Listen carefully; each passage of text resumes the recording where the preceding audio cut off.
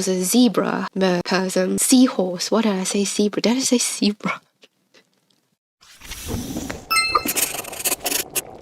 Hello, welcome to yet another Introverts video after so long a hiatus, at least a few months now, because I was focused on studying and I went back to streaming. I stopped making videos for a while because I was thinking exactly which painting or any one of artwork I can make as a video. Usually the fan art is one piece of commission, something like that. And currently I'm working on a comic series. I'm not sure if a comic page is going to be an episode of its own. Like, it doesn't really fit. What happens if 24 pages I'm going to talk about the same thing for 24 times? That doesn't really work. And so I was waiting for an opportunity where I can have one of artwork, even if it's maybe not art, but at least it is a proper artwork that I can make my usual speed paint or time-lapse video. And so finally here it is, an opportunity presented by the Character Design Challenge, basically CDC for short. You can also look at them online. Every month they've got a theme for a Character Design Challenge. This time, coincidentally, is the 10th anniversary of MERMAY, well, basically this art trend where they draw mermaid. That not just mermaid, is mer people in general, anything that is ocean related. You can draw a dog with a fishtail if you want. And so the name of their challenge is actually quite a mouthful, in my opinion. It's called Merling Undersea Kingdom, which I think the last two words are a bit redundant. You can say mer, and your entire idea will come across. So my character design, you first see in the first stage, is my sort of drafting, sort of thinking what kind of design that I want. Usually my practice is to draw multiple silhouettes and then choose between them which exactly looks better. And the first one would be the standard Ariel mermaid character, very classic. And the second one will be some sort of warrior holding a weapon, holding an axe or sort, and having a Viking helmet, also with a fishtail. And in the third one, I think, finally I'm warmed up. I'm using my creativity, and this time it was a zebra person, seahorse. What did I say? Zebra? Did I say zebra? It's a seahorse. It's freaking seahorse. And I feel so creative. Instead of a standard fishtail like any mermaid, it is a seahorse tail. And there's some sort of medic carrying a first aid bag. I usually wanted to have the seahorse carrying a person behind his back. He's like sort of rescuing some soldier from the battle. There's, undersea kingdom, there are war and like sort of medieval battles going on. But I was thinking, if this person carrying is on his back, he has to be a minor character. It doesn't really show his face much to emphasize the main character that is that I'm designing. And I was thinking, if some person have to be carried like this, usually is the leg that is coming out from the arm. That's how you sort of carried them.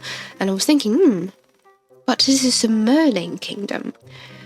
They're not supposed to have human legs. And so I was thinking, I was very creative for a moment, but that idea doesn't fly either. And I carried on with another design, and then is this one, which is the pufferfish forge. I think forge is the thing that is using to forge weapons. He's the weaponsmith, if you will, or blacksmith or anything. As the design goes, I wanted to do a pufferfish, because I was thinking, it is such a creative idea. I was thinking, which is going to look more creative? Less people is going to think about pufferfish when they draw mer people, mermaid, right? And so this is going to score me some points in this character design challenge, and then I went with pufferfish. During the coloring stage, I was thinking, wait a minute, if I color his spikes on his back the same color as his skin, it'll be like body horror. The flesh of his back just spikes out. It is terrifying, and it's okay if it is pufferfish because we're used to pufferfish puffing up. But if it's a person, it kind of steps into the horror area. So I was thinking, what other creative ways I can work around it? And I was thinking, how about let it be an armor? And this is how it comes out, having a sort of silver shell. In the middle of painting the texture, I was thinking it looks a little bit like Bowser from Mario, but I'm gonna just let it slide off. It's purely coincident. I didn't think about Bowser during my design process. It was very after I was coloring it. Wait a minute, it looks a little bit like Bowser. But I really want to make it very clear that my initial thought process does not involve Bowser at all.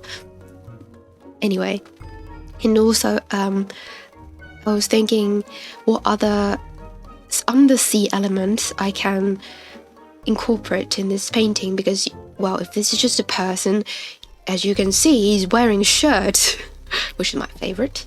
All the characters, including all the characters on my webcomics, are wearing this collar. Shirt collars. It's excellent. He doesn't have a sweater though, which is a little, but it's okay. So anyway, I was thinking what other undersea element I can incorporate in this painting. Maybe some fish skull helmet would do. And I was thinking I have some experience when it comes to drawing skeletons. Other than my figure drawing, including my little webcomic character, I'm studying functional anatomy, in which we need to memorize all the bone landmarks, and so when it comes to skeletons, I'm a little bit interested in that. And I looked through a little bit of fish skull reference, and suddenly I remember a few years back, I did it 1 or 2 years ago, I went to Japan and I went to the fish market. I forgot the name, and on the side there was a little area where they have an exhibit of fish skeletons. For some reason, they love to have all sorts of exhibits all around the market, and one of them happens to be these small fish skeletons. And I took a photo of it, and so immediately flipped through my hard drive, and then found this photo that I took during the visit, and I was thinking, oh, it's pretty good. It looks better. It looks cuter in a sense in comparison to the fish skulls that I found on Google. Because on Google search, I was looking at big fish skulls that sort of that is capable of wrapping around your head. I was like, salmon, tuna. But those fish are a little bit too narrow in the sense. I wanted jaw that is curving, that can sort of wrap around your head, and I really can't find it, and so I was taking some artistic liberties, and all the mishmash makes the overall results come a little bit off, as in the style of the skull. You can see I was very reliant on the reference, and the style looks a little bit different from the rest of the painting. I was zooming in, focusing on the skull and ignoring the rest of the art style, making it a little bit too over-rounded or too over-detailed, I would say. And so after I put out my photo from the fish market, and was thinking, these looks excellent. And the reason of it is because all the little skulls from the fish market are actually from tiny, tiny fish. It's less than the size of your palm. And those small-sized fish have the exact shape that I want. It's very curvy arch of the skull. I don't know how to describe it. And the surface is smoother, does have less spiky details, and overall looks cuter, which is my art style, make things cute. Anyway, I incorporated that, including the fishtail. I think it looks merling enough. But what else can I do? And so I added a little bit of coral, courtesy to my boyfriend's idea. having mushroom-like coral. I'm not sure, I don't know what they are, but I was thinking, where can I put it? My immediate thought, my silly brain, the first thing that I can think of where to put the skull is to have the spike on its back, sort of barbecue spike it. It looks like satellite dish, but never mind. It is undersea, Merling Kingdom, and it is a creative design, and so even though it looks a little bit questionable, it is creative. I'm going to say that to mask it. And then went on to the forge. The forge itself is not that big of a problem. The stone itself is just kind of simple shaped, and you can see I didn't render it very much. The focus is the character himself. I render him the most. The rest of the props, I'll just let it be. And also I added some kelps and some barnacles inside the forge. And I was thinking, what exactly is burning there? It can't be fire, can it? I mean, it's undersea. Undersea, there is no fire. What could it be? And I was like, magic. I'm already done with the color composition. I've already decided that the inside of the forge is going to have some yellowish, orangish glow coming out. And I don't want to change that. I tried to use the hue slide to make it maybe purple, maybe blue, something more magical colored, and just change that particular part. It doesn't match very well with the rest of the painting, and I just let it go. And then I was thinking, maybe there aren't fire undersea, but I remember finding Nemo.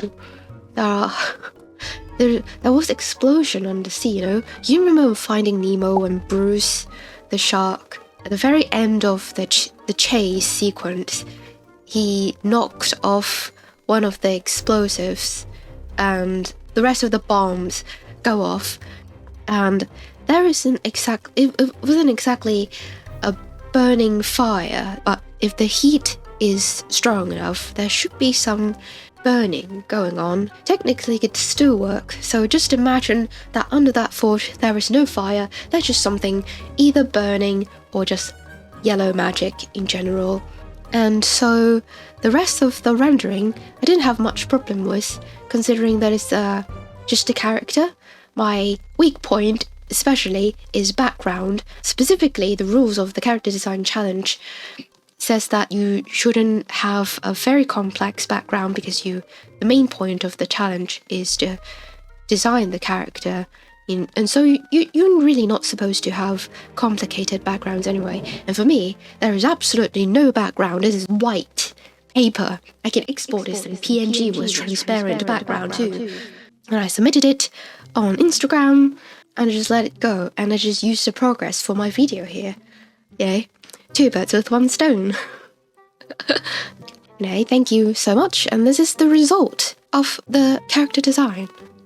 And I mentioned multiple times that my webcomic was available. Even though I'm not finished yet, it's still 7 pages left at this point when I'm making this video. I just realized when people ask where they can read it, I was like, but I thought my website link is under the description. And in fact, you have to scroll to the very bottom of the description. And even though it is the correct link, my website just say my website. It doesn't say this is where you read the comic. And so I didn't realize I made it so inaccessible. So I'm gonna look through all my social and see if I can improve the accessibility. If you like this video, please like it or subscribe it. Or if anything you want to say, feel free to comment below. And I will see you next time. Bye.